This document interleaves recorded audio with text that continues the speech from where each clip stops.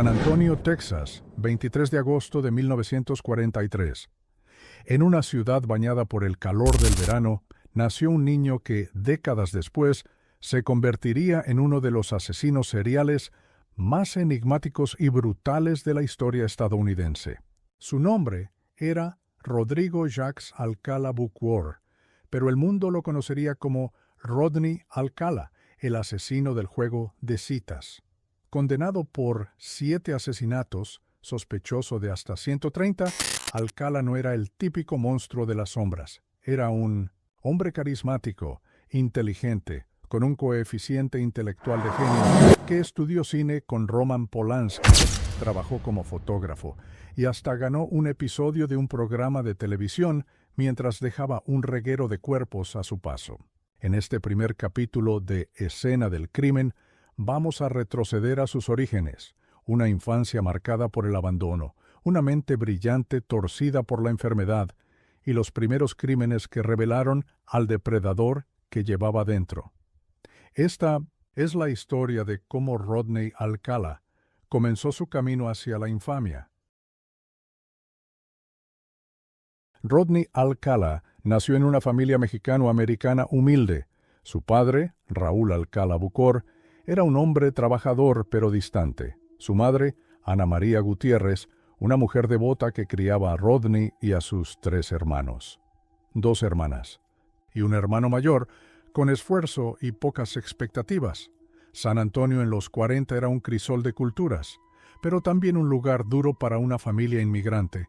Rodney era el tercero de los 4 hijos, un niño callado, observador, con una mirada que algunos recordarían después como inquietante. No hay muchos detalles de esos primeros años, pero sabemos que la estabilidad no duró mucho. En 1951, cuando Rodney tenía 8 años, Raúl decidió mudar a la familia a México. Las razones no están claras. Quizá buscaba un nuevo comienzo o huía de algo, pero el experimento fracasó.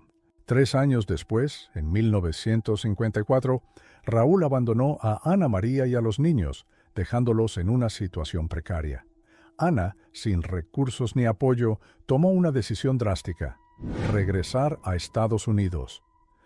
Con sus 4 hijos, se instaló en los Swinemount, suburbios de Los Ángeles, en un barrio de clase trabajadora al este de la ciudad.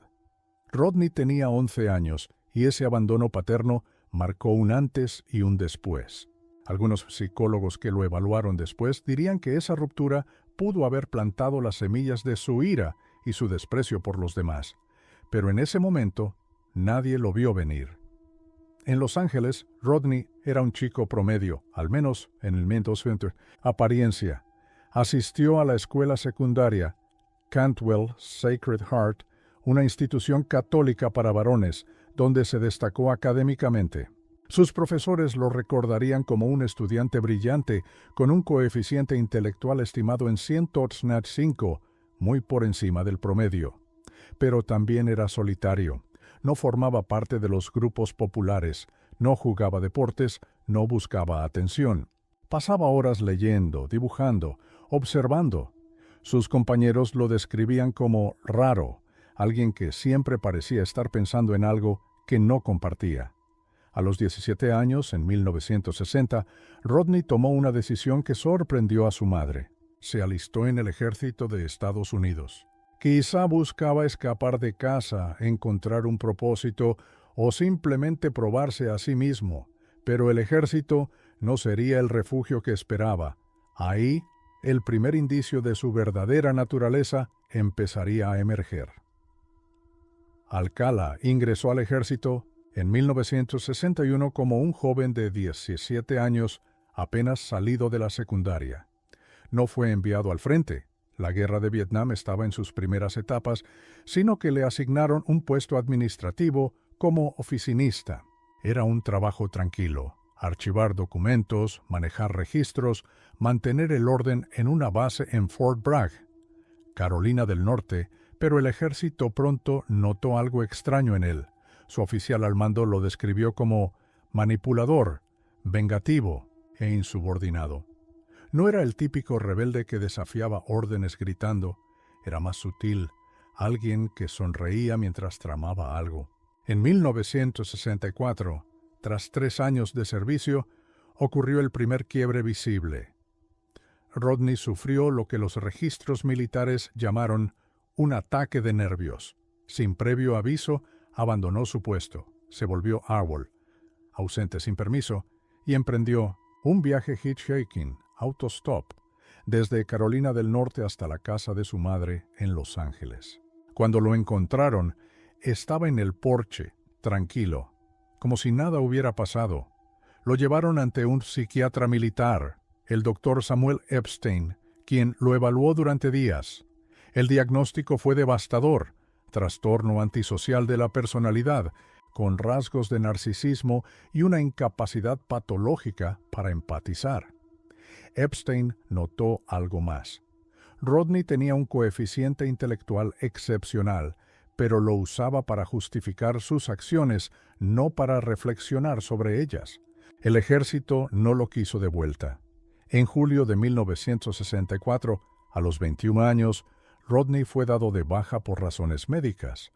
Volvió a Los Ángeles sin un plan claro, pero con una mente que ya estaba girando en direcciones oscuras. En ese momento, nadie sabía que ese colapso no era solo un episodio aislado, era el preludio de algo mucho peor.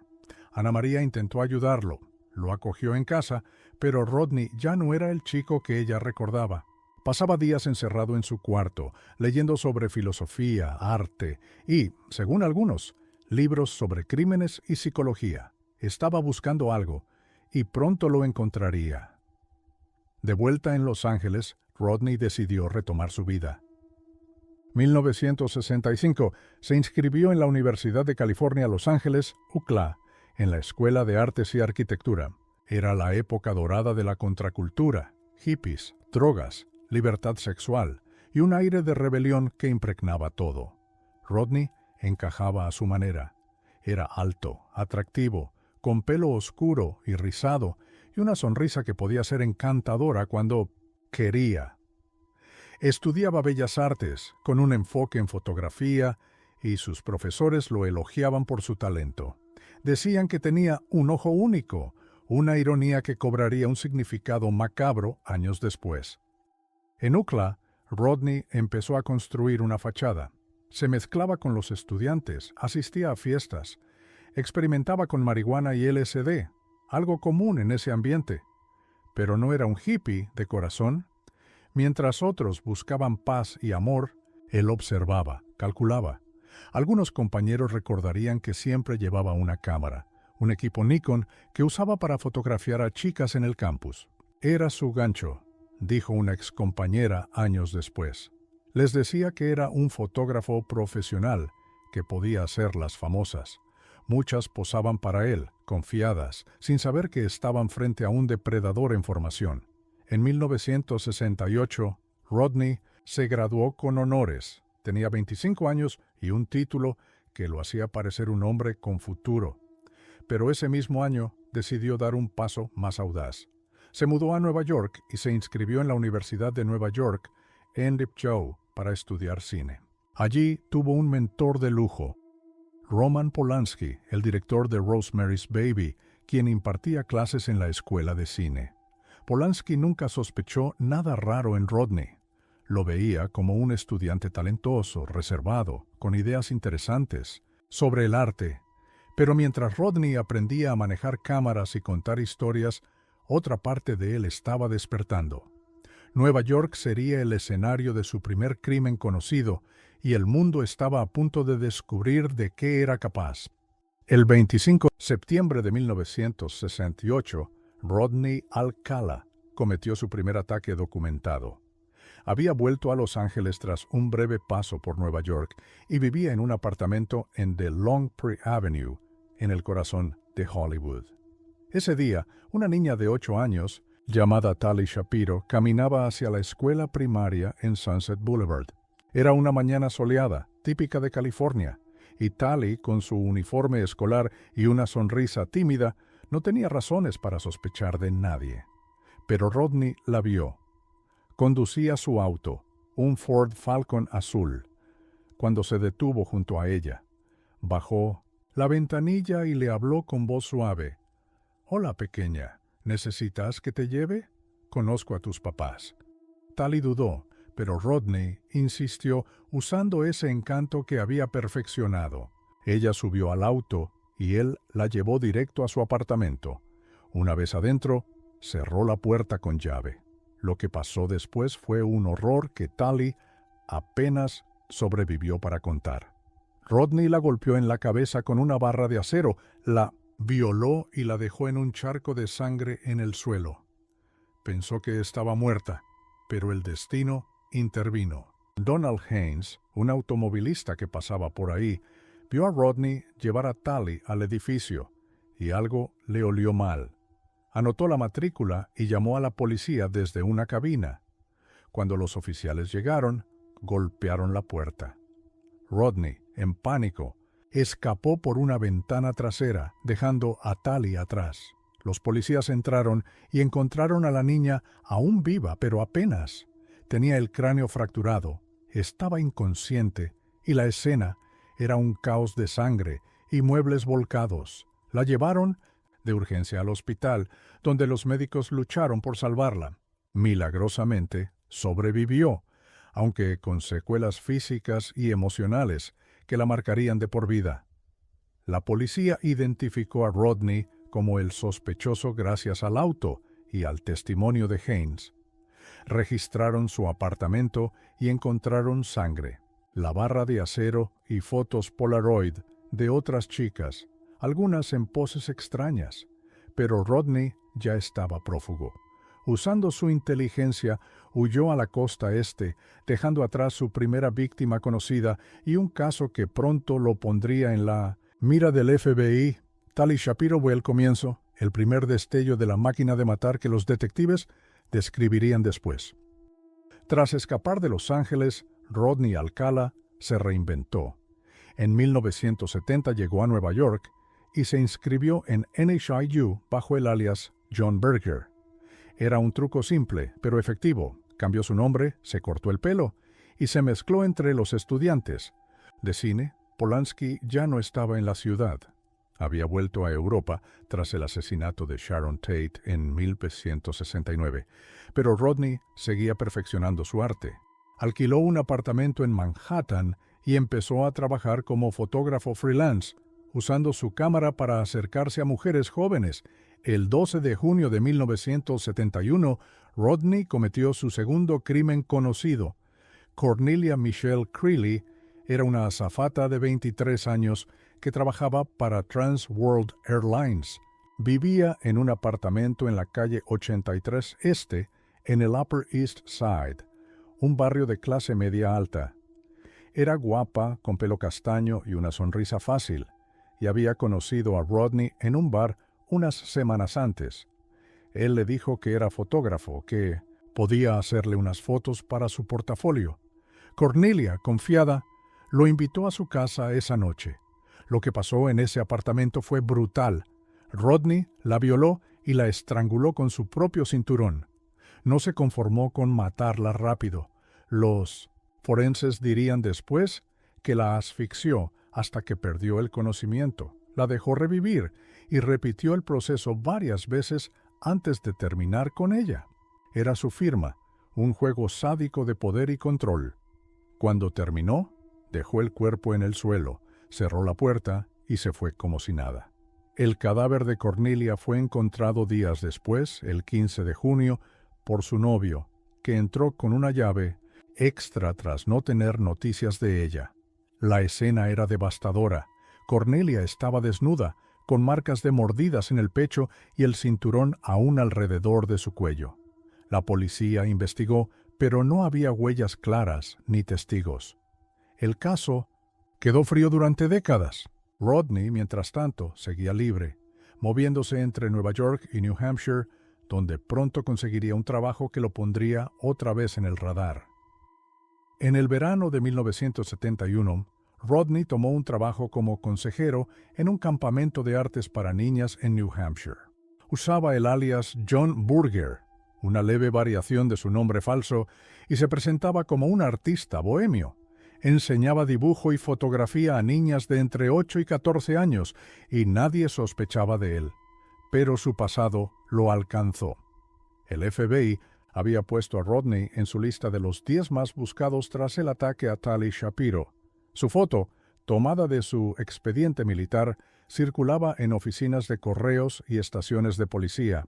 2 niñas del campamento, de 12 y 13 años, vieron el cartel en la oficina postal del pueblo durante una excursión. Lo reconocieron de inmediato. Ese hombre amable con la cámara era el mismo del afiche. Corrieron a decírselo a los directores del campamento, quienes llamaron a la policía. El 12 de agosto de 1971, la Policía Estatal de New Hampshire llegó al campamento, pero Rodney, siempre un paso adelante, había desaparecido horas antes. Se cree que alguien le avisó, o que vio a las niñas susurrando sobre él. Dejó atrás su ropa, su cámara y un cuaderno con bocetos inquietantes. Mujeres desnudas, algunas con expresiones de miedo. La policía confirmó su identidad y lo vinculó al caso Shapiro, pero no podían encontrarlo. Rodney estaba en fuga otra vez, y su lista de víctimas estaba a punto de crecer. Rodney Alcala había comenzado su vida como un niño abandonado, un estudiante brillante, un soldado roto. Pero para 1971, a los 28 años, ya era un prófugo buscado por el FBI, con 2 crímenes brutales a sus espaldas y una mente que solo estaba calentando motores. Desde San Antonio hasta Nueva York, su camino estaba pavimentado con sangre y engaño. Tras escapar del campamento en New Hampshire en agosto de 1971, Rodney Alcala sabía que el FBI lo buscaba por el ataque a Tali Shapiro, pero no huyó al extranjero ni se escondió en las sombras como muchos prófugos. En un acto de audacia increíble, regresó a Los Ángeles, la ciudad donde había cometido su primer crimen conocido. Usaba el alias John Berger, el mismo que había adoptado en Nueva York, y se instaló en un apartamento modesto en Hollywood. Su plan era simple pero arriesgado: mezclarse, trabajar y seguir cazando. En septiembre de 1971, Rodney consiguió un empleo en el Los Angeles Times como tipógrafo, un trabajo nocturno que le permitía mantener un perfil bajo. Presentó credenciales falsas y una historia convincente sobre su experiencia en arte y fotografía. Sus jefes lo describieron como callado pero eficiente. Nadie en el periódico sospechaba que el hombre que ajustaba titulares estaba en la lista de los más buscados del país. Pero su suerte no duraría mucho. El 23 de septiembre de 1971, apenas un mes después de volver, Rodney fue reconocido. Una trabajadora social del condado, que había visto su foto en un cartel del FBI, lo identificó mientras él pasaba por una oficina de servicios sociales. Llamó a la policía, y esa misma tarde, agentes del Departamento de Policía de Los Ángeles, LAPD, lo arrestaron en su apartamento. No opuso resistencia. Cuando lo esposaron, sonrió y dijo: «Tardaron más de lo que pensé». En su cuarto encontraron cámaras, rollos de películas sin revelar y un cuchillo escondido bajo el colchón, pero nada que lo vinculara directamente a más crímenes en ese momento. Rodney fue extraditado a California para enfrentar cargos por el ataque a Tali Shapiro. En la corte, el fiscal lo acusó de intento de asesinato, violación y secuestro. Pero había un problema. Tali, ahora de 11 años, estaba demasiado traumatizada para testificar. Su familia se había mudado a México para alejarla del horror, y sin su testimonio el caso se debilitó. En un acuerdo con la fiscalía, Rodney se declaró culpable de un cargo menor, asalto infantil. El 17 de noviembre de 1971 fue sentenciado a 3 años en la prisión estatal de California. Cumplió solo 17 meses. En agosto de 1974, a los 31 años, salió en libertad condicional por buena conducta. El sistema lo consideró rehabilitado, un error que costaría muchas vidas. Rodney volvió a Los Ángeles, más astuto, más hambriento, y listo para aprovechar la laxitud de los 70, para cazar sin restricciones. Libre otra vez, Rodney retomó su vida como si nada hubiera pasado. Se mudó a Monterey Park, un suburbio al este de Los Ángeles, y empezó a trabajar como fotógrafo independiente. Usaba su Nikon para acercarse a mujeres y niñas, ofreciendo sesiones gratuitas con promesas de fama. Su carisma era su arma. Alto, de pelo rizado, con una voz suave y una sonrisa que desarmaba. Pero detrás de esa fachada, el depredador estaba en plena forma. El 13 de febrero de 1977, Rodney cometió uno de sus crímenes más audaces hasta ese momento. Monique Hoyt, una niña de 15 años que había escapado de su casa en Riverside, hacía autostop en la carretera 60 cuando Rodney la vio. Se detuvo en su auto, un Datsun F10 naranja, y le ofreció llevarla. Monique, desesperada por un lugar donde dormir, aceptó. Él la llevó a un cañón remoto en las montañas de San Gabriel, un lugar aislado perfecto para sus planes. Una vez, allí Rodney sacó su cámara y le dijo que quería hacerle fotos. Monique posó nerviosa pero confiada. Entonces él cambió. La ató con una cuerda, la golpeó en la cabeza con una piedra hasta dejarla inconsciente y la violó repetidamente, pero no la mató. En un giro extraño, Monique despertó horas después, aún atada, y vio a Rodney fumando un cigarrillo a su lado. Quizá por arrogancia o un raro momento de duda, no acabó con ella. En cambio, la desató y la llevó de vuelta a una gasolinera en la carretera. Monique, aterrorizada, huyó y denunció el ataque a la policía local. La policía de Riverside tomó su declaración y creó un retrato robot, pero Rodney fue más rápido. Cuando intentaron rastrearlo, ya había desaparecido de Monterey Park. El caso de Monique Hoyt quedó abierto y ella se convirtió en una de las pocas víctimas que sobrevivió para contar su historia. Ese encuentro mostró algo clave sobre Rodney. Disfrutaba el control, el juego de vida o muerte y estaba dispuesto a arriesgarse cada vez más. En el verano de 1977, Rodney volvió a Nueva York, usando su alias John Berger. Allí, el 14 de julio, mató a Ellen Jane Hover, una joven de 23 años de una familia acomodada. Ellen era una pianista talentosa, hija de Herman Hover, dueño del famoso Club Zeros en Hollywood.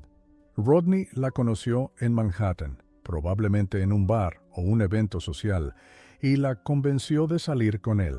La llevó al condado de Westchester, al norte de la ciudad, bajo el pretexto de una sesión de fotos en una finca rural. Lo que pasó allí fue típico de Rodney. La estranguló, posiblemente con sus manos o un cordón. Dejó el cuerpo en un bosque cerca de la finca Rockefeller, cubierto con ramas. Antes de irse, escribió una nota en su agenda, un descuido que luego lo delataría. Ellen fue reportada como desaparecida por su familia, y el caso llamó la atención por su perfil alto. La policía de Nueva York investigó, pero sin testigos ni cuerpo. Hasta 1978 quedó sin resolver. De vuelta en Los Ángeles en noviembre de 1977, Rodney mató a Jill Barcombe, una joven de 18 años que había huido de su casa en Nueva York. Jill era pequeña, de pelo oscuro, y vivía en las calles de Hollywood, atrapada en una vida de drogas y prostitución. Rodney la recogió en su auto el 10 de noviembre, la llevó a un barranco en Mulholland Drive y la asesinó con una hazaña brutal. La violó, la golpeó con una roca en la cabeza hasta fracturarle el cráneo y la estranguló con su propio cinturón. Luego dejó el cuerpo en una zanja, desnudo y boca abajo. El cadáver de Jill fue encontrado el 12 de noviembre por unos excursionistas. La autopsia reveló algo escalofriante. Rodney le había mordido los pechos, una marca que se volvería recurrente en sus crímenes. La policía de Los Ángeles abrió una investigación, pero no tenían pistas claras.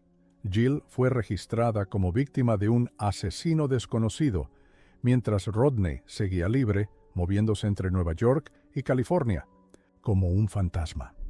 En septiembre de 1978, Rodney Alcala alcanzó un nivel de audacia que pocos asesinos han igualado. Mientras acumulaba víctimas, se presentó como concursante en The Dating Game, un popular programa de citas de la ABC. Usó su nombre real, Rodney Alcala, y se describió como un fotógrafo exitoso que ama el paracaidismo y las motos. Con su pelo rizado, camisa abierta y un encanto ensayado, cautivó a la audiencia. El formato era simple. Cheryl Bradshaw, una joven soltera, debía elegir entre 3 hombres basándose en sus respuestas. Rodney fue el soltero 1 a 1.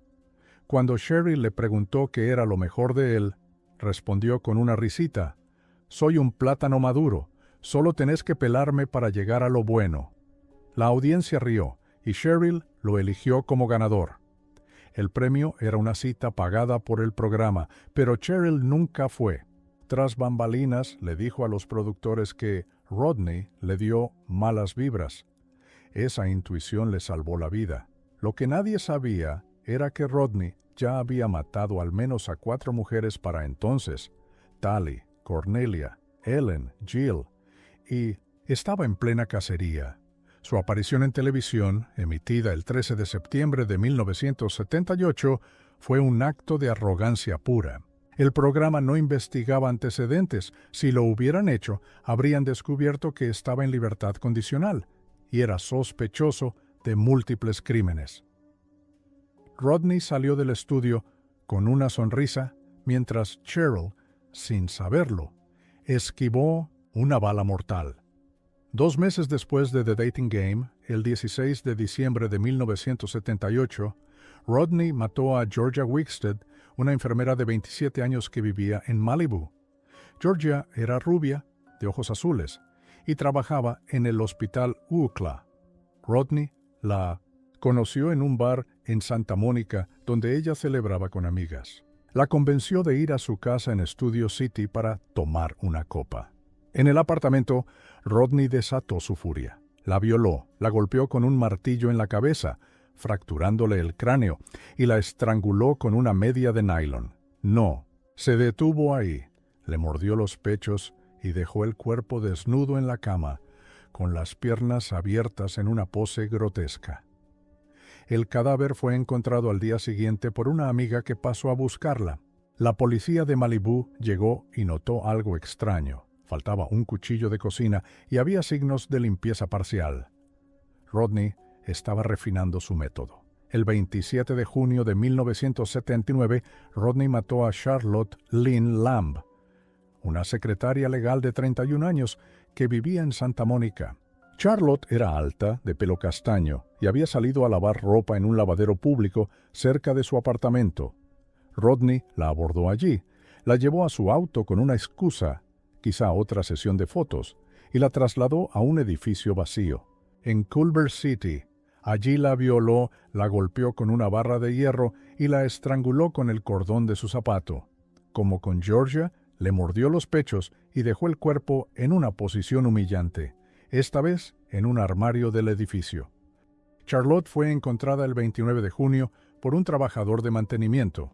La autopsia confirmó las mordidas y la causa de muerte: asfixia. La policía de Los Ángeles empezó a sospechar un patrón: mujeres jóvenes, estranguladas, mordidas, abandonadas en poses degradantes.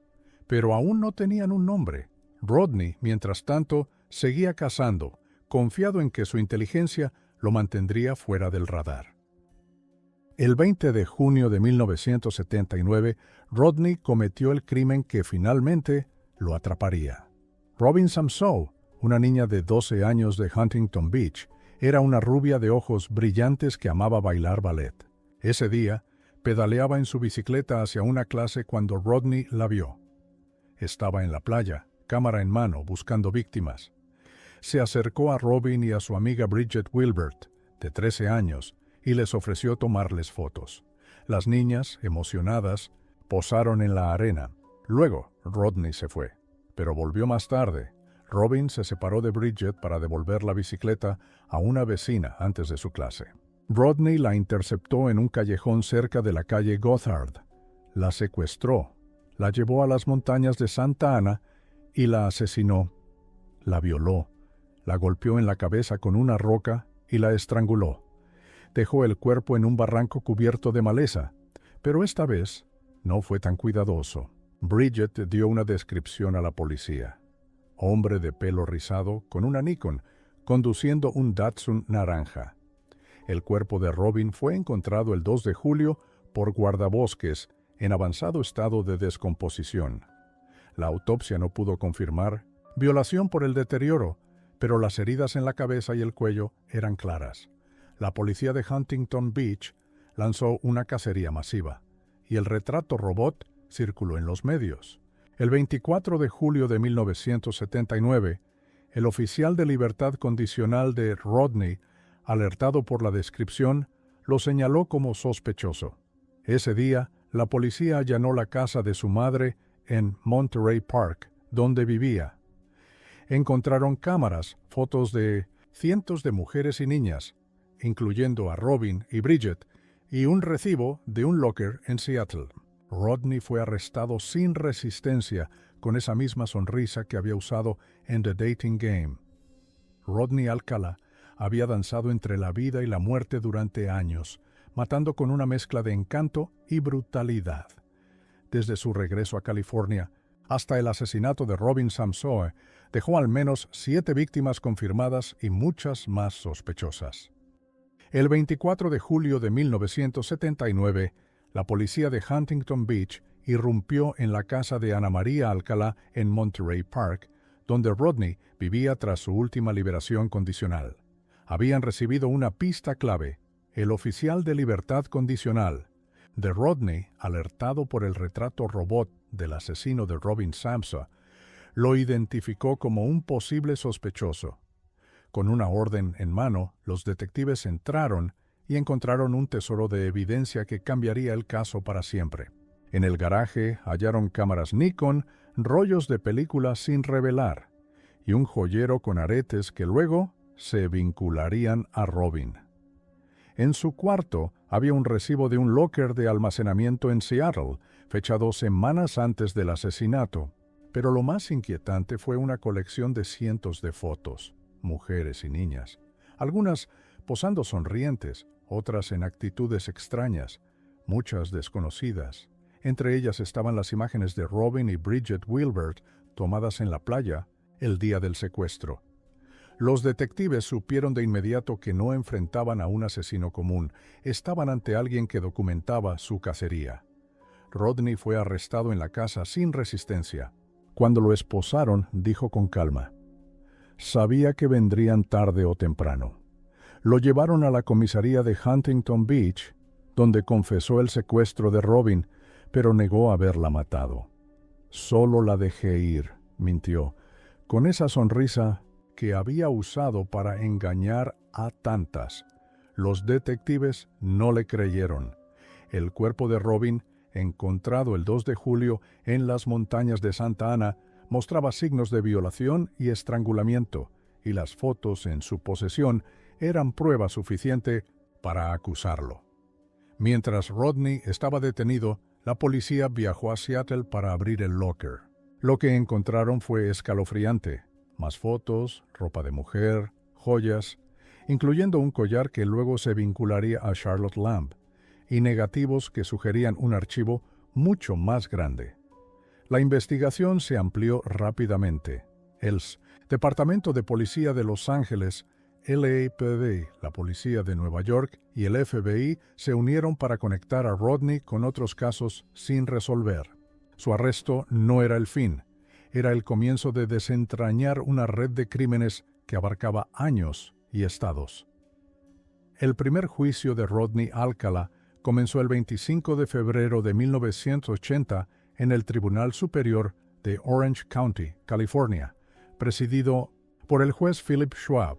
La fiscalía, liderada por Matt Murphy, acusó a Rodney de un solo cargo: el asesinato en primer grado de Robin Samsoe. Querían una condena sólida antes de abordar otros casos. La pena máxima era la muerte, y Murphy estaba decidido a conseguirla. La fiscalía presentó un caso contundente. Bridget Wilbert testificó cómo Rodney las fotografió en la playa y cómo Robin desapareció poco después. Un guardabosque describió el hallazgo del cuerpo, el cráneo fracturado, las marcas de estrangulamiento. Los forenses vincularon los aretes encontrados en el joyero de Rodney con los que Robin usaba ese día, según su madre, Marianne Connelly. Las fotos de Rodney con Robin sellaron la narrativa, lo mostraban como un depredador que acechaba a niñas vulnerables. La defensa, a cargo de Alston Mason, intentó desacreditar las pruebas, argumentó que los aretes eran comunes y que no había ADN ni testigos directos del asesinato. Rodney, contra el consejo de su abogado, tomó el estrado. Fue un desastre. Habló por horas diciendo que las fotos eran arte y que no recordaba dónde estaba el 20 de junio. Su arrogancia alienó al jurado. Cuando Murphy lo interrogó, Rodney se enredó en contradicciones, sonriendo como si fuera un juego. El 20 de marzo de 1980, tras 3 días de deliberación, el jurado lo declaró culpable de asesinato en primer grado. Marianne Connelly lloró en la sala. Los medios titularon "El fotógrafo asesino condenado". El 7 de abril, el juez Schraff lo sentenció a muerte en la cámara de gas de San Quentin. Rodney no mostró emoción, solo miró al frente, mientras lo sacaban esposado, pero ese no sería el final. En 1984, la Corte Suprema de California anuló la condena por un tecnicismo. El juez había permitido evidencia irrelevante sobre otros crímenes. Rodney volvería a juicio y la justicia tendría que empezar de nuevo. El segundo juicio comenzó el 14 de enero de 1986, otra vez en Orange County, con el juez Donald McCartin presidiendo. Esta vez la fiscalía amplió el caso. Además de Robin Samsoe, acusaron a Rodney de los asesinatos de Jill Barcombe, Georgia Wickstead y Charlotte Lamb, conectados por ADN y patrones, estrangulamiento, mordidas, brutalidad sexual. El fiscal Richard Farnell usó las fotos y el joyero como prueba circunstancial, mientras el ADN, una tecnología nueva en los 80, vinculaba a Rodney con Jill y Charlotte. La defensa, ahora liderada por Donald Casey, intentó otra estrategia: culpar a otro asesino serial, William Bonin, activo en Los Ángeles, al mismo tiempo. Pero el ADN y los testimonios aplastaron esa teoría. Rodney testificó de nuevo, esta vez más agresivo, gritando que las fotos eran arte legítimo y que el sistema lo perseguía. El jurado no compró su actuación. El 30 de abril de 1986, Rodney fue declarado culpable de 4 asesinatos: Robin, Jill, Georgia y Charlotte. El 9 de junio, McCartin lo sentenció otra vez a muerte, pero la historia no terminó ahí. En 2001, la Corte de Apelaciones anuló esta condena por errores en la selección del jurado. Rodney, astuto como siempre, había usado su inteligencia para alargar el proceso mientras las familias de las víctimas sufrían otra espera. El tercer y definitivo juicio comenzó el 5 de enero de 2010 en Santa Ana, California, con el juez Francisco Briceño al mando. Rodney, ahora de 66 años, estaba más flaco, con el pelo gris y una actitud desafiante. La fiscalía, liderada por Matt Murphy otra vez, lo acusó de 5 asesinatos: Robin Samsoe, Jill Barcombe, Georgia Wickstead, Charlotte Lamb y Ellen Huber, conectada por ADN en 2003. Usaron tecnología moderna. El ADN lo vinculó directamente a las 4 mujeres de California, y las mordidas en sus cuerpos coincidían con su dentadura. Rodney decidió representarse a sí mismo, un error fatal. Pasó días interrogándose en tercera persona. ¿Qué hiciste ese día, Rodney? Los fiscales lo destrozaron. Testigos como Monique Hoyt, sobreviviente de 1977, contaron su ataque con lágrimas. Las fotos de Locker, ahora reveladas, mostraban a decenas de mujeres desconocidas, muchas presumiblemente muertas. El jurado vio el alcance de su sadismo. El 25 de febrero de 2010, Rodney fue declarado culpable de los 5 asesinatos. El 30 de marzo, Briceño lo sentenció a muerte por tercera vez. Esta vez la condena aguantó, pero el caso creció. En 2011, la policía vinculó a Rodney al asesinato de Christine Thornton, una joven de 28 años hallada en Wyoming en 1982, y en 2016 se confirmó su responsabilidad en la muerte de Cornelia Creeley en 1971 vía ADN. Los 7 asesinatos confirmados eran solo la punta del iceberg. Tras su condena en 2010, la policía hizo públicas más de 120 fotos encontradas en el locker de Seattle y en su casa. Eran imágenes de mujeres y niñas tomadas entre los 60 y los 70, muchas en poses inocentes, otras perturbadoras. Las divulgaron para identificar víctimas y el resultado fue devastador. Varias familias reconocieron a seres queridos desaparecidos, pero muchas siguen sin nombre.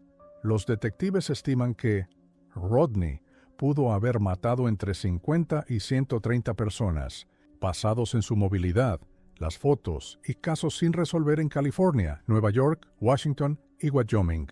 Algunos ejemplos son escalofriantes.